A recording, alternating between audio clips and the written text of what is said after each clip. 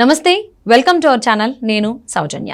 షర్మిల అలాగే బ్రదర్ అనిల్ కుమార్ రెడ్డి నిశ్చితార్థంలో జగన్మోహన్ రెడ్డికి అవమానించారా షర్మిల? ఈ అంశానికి సంబంధించి వివరాలను తెలియజేయడానికి, వారి విశ్లేషణను మనతో పంచుకోవడానికి ఈరోజు మనతో పాటు ఉన్నారు senior political analyst, social activist Krishna Kumar గారు ఉన్నారు. వారితో మాట్లాడదాం. నమస్తే. నమస్తే. అంటే మేనల్లుడి ఎంగేజ్మెంట్ జరిగింది జనవరి 18న ఇక్కడ హైదరాబాద్లో. దానికి సతీ సమేతంగా జగన్మోహన్ రెడ్డి గారు రావడం జరిగింది. కానీ వచ్చిన తర్వాత జగన్మోహన్ రెడ్డికి అవమానం జరిగింది అనేటువంటి టాక్ వినిపిస్తోంది. అది కూడా షర్మిలానే చేశారు అనేసి. అంటే ఒకప్పుడని కాదు, ఈ మధ్యలో కూడా కావచ్చు, ఆయన వదిలిన బాణమే షర్మిల అంటున్నారు. అసలు అంతర్గతంగా ఏం జరుగుతోంది ఆ ఇంట్లో? ఏదైనా నిజంగా నిద్రపోయే వాళ్ళని ఎవరైనా లేపగలమండి. దొంగ నిద్ర నటించే వాళ్ళని మనం లేపలేము. ఇప్పుడు పరిస్థితి ఎట్లా ఉందంటే, అసలు వీళ్ళిద్దరి మధ్యలో నిజంగా వైరం ఉందా లేదా, ఏదైనా ఒక ప్రయోజనం ఆశించి వీళ్ళు నటిస్తున్నారా? ఏ ప్రయోజనం లేకపోతే నటించాల్సిన అవసరం లేదు కదా. అవును. ఏంటి అసలు ఆ నిజమా, నటన నిజమా, ఇదంతా వాస్తవమా, లేకపోతే ఇలా నటించడానికి ప్రయోజనం ఏంటి? ఇవన్నీ వీటికి సంబంధించి ఒక పెద్ద చర్చలు, వాదోపవాదాలు, తర్కించుకోవడాలు నడుస్తున్నాయి. అసలు ఇంకో 4 రోజులు పోతే మనకున్న మన సమాజంలో ఉన్న సహజ లక్షణం ప్రకారం బెట్టింగ్ మనకు ఒక లక్షణం. అసలు ఈ విషయం మీద బెట్టింగ్లు కూడా కాస్తారా అని అనిపిస్తుంది ఒక్కొక్కసారి. ఓకే. కానీ కొన్నిసార్లు చూస్తే నిజంగానే వీళ్ళు బాగా కొట్లాడుకుంటున్నారు అని అనిపిస్తుంది. నిజంగా కొట్లాడుకుంటున్నారు అనుకోవడానికి మనకు అనిపించింది ఏంటంటే, చాలా కాలంగా వీళ్ళు తాడేపల్లి వెళ్ళట్లేదు. షర్మిల తల్లి తాడేపల్లి ప్యాలెస్కి, పులివెందుల్లో కూడా కొంచెం మాటలు లేవు. తాడేపల్లికి అసలు వెళ్ళట్లేదు. మామూలుగా అయితే వెళ్ళొచ్చు కదా, వెళ్తారు కదా, మామూలుగా వెళ్ళట్లేదు. అక్కడ పులివెందుల్లో వైఎస్ఆర్ స్మారక చిహ్నం దగ్గర ఒకేసారి వెళ్ళడానికి ఇష్టపడట్లా. సమయాలు మారుస్తున్నారు, ఒక బ్యాచ్ తర్వాత ఒక బ్యాచ్ అట్లా ఉంటున్నారు. అసలు ఈ అనుమానం అంతా ఎక్కడ మొదలైంది అంటే, షర్మిల కూడా మొదట్లో బయటపడలా, గుంబనగానే ఉంది. తల్లిని ఎప్పుడైతే గౌరవ అధ్యక్షురాలుగా తొలగించారో అప్పటి నుంచి ఇంకా బయటపడిపోయి ఓపెన్గా మాట్లాడుకుంటున్నారు. అలాగే మొదటిసారి వైఎస్ వివేకానందరెడ్డి హత్య తరువాత ఈమె వాంగ్మూలం ఇవ్వాల్సిన పరిస్థితి వచ్చినప్పుడు, ఈమె ఇచ్చిన వాంగ్మూలం ఏదైతే ఉందో, వైఎస్ షర్మిల ఇచ్చిన వాంగ్మూలం, దీని వెనక ఆర్థిక కోణం లేదు, రాజకీయ కోణమే ఉంది అని ఆమె చెప్పడం దరిమిల ఏదో ఉంది ఇక్కడ అని అనిపిస్తుంది. ఓకే. అది మొదటిసారి అనుకున్నది అప్పుడే. ఆస్తులు తగాదాలు ఉన్నాయంట అని ఏదో కర్ణాకర్ణిగా వినడమే తప్పితే అనుకున్నది ఏమీ లేదు. దాదాపు 2.5 సంవత్సరాల పాటు ఇక్కడ లోటస్ పాండ్కి కూడా ఆయన రాకపోవటము, వీళ్ళు అక్కడికి వెళ్ళకపోవటము, ఇదంతా కనిపిస్తూనే ఉంది. పైగా ఈవిడ మాట్లాడిన మాటల వల్ల ఈమె ఎవరి వైపు ఉంది, సునీత వైపు ఉంది అనేది అర్థమైపోయింది. అర్థమైపోయి మా నాన్నకి ఎంత ఇష్టమో మా బాబాయికి కూడా నేనంటే అంతే ఇష్టం అని చెప్పి ఆవిడ చెప్పటం కూడా జరిగింది.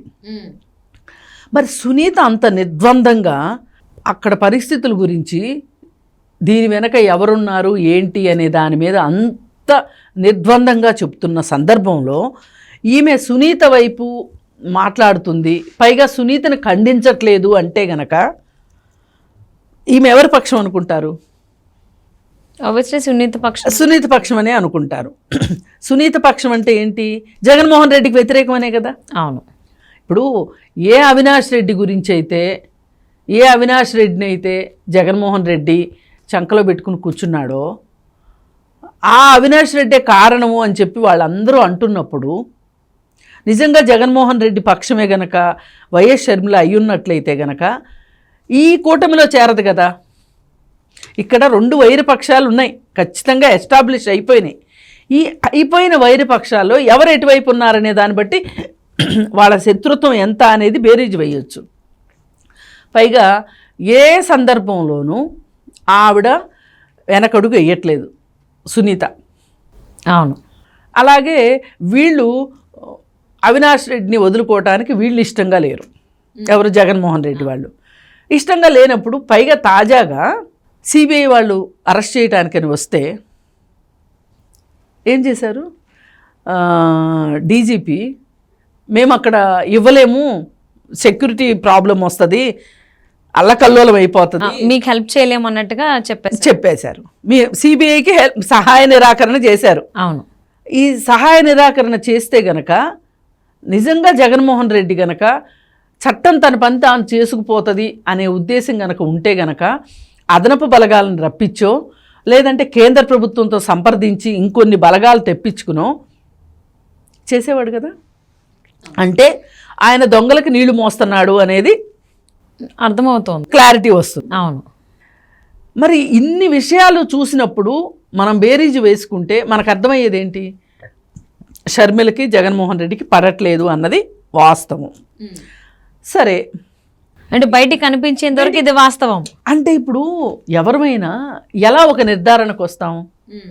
ఇప్పుడు కొన్ని సూచనలు ఉంటాయి. ఇప్పుడు అన్నం ఉడికింది, దానికి సూచనలు ఏంటి? మెతుకు తీసుకుని టెస్ట్ చేస్తాము, మెత్తగా ఉందా ఏంటా అని చేస్తాం కదా. అవును. అంతేగాని అన్నం అంతా గిన్నె మొత్తంలో చేయి పెట్టాం కదా, లేదు, చూస్తాం కదా. అలాగే అన్నం ఉడికేసింది అనుకుంటాం, ఇంకా ఆపేద్దాము మంట అనుకునే టైంలో దాని నుంచి పొగలు వస్తూ ఉంటాయి, అన్నంలోంచి పొగలు వస్తూ ఉంటాయి. అంతకుముందు పొగలు రావు, పొగలు వస్తూ ఉంటాయి. అంటే దీని అర్థం ఏంటి? ఇంకా మొత్తం అన్నం ఉడికేసింది అని.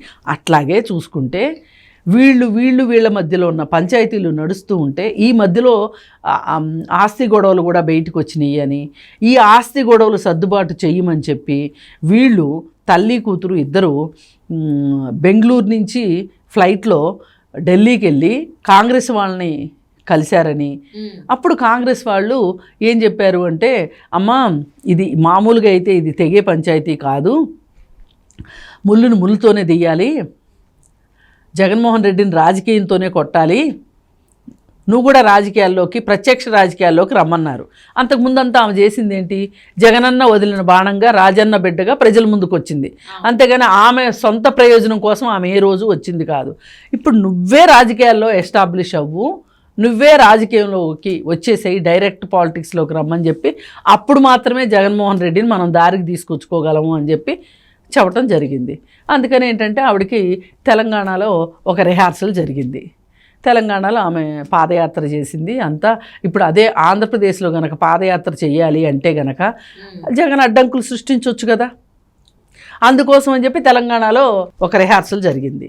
ఆ తర్వాత కాంగ్రెస్ పార్టీలో విలీనం చేయడము, ఇప్పుడు ఆంధ్రప్రదేశ్లో ఆవిడకి పిసిసి బాధ్యతలు అప్పచెప్పటం అన్నీ ఒకదాని తర్వాత జరిగిపోయినాయి.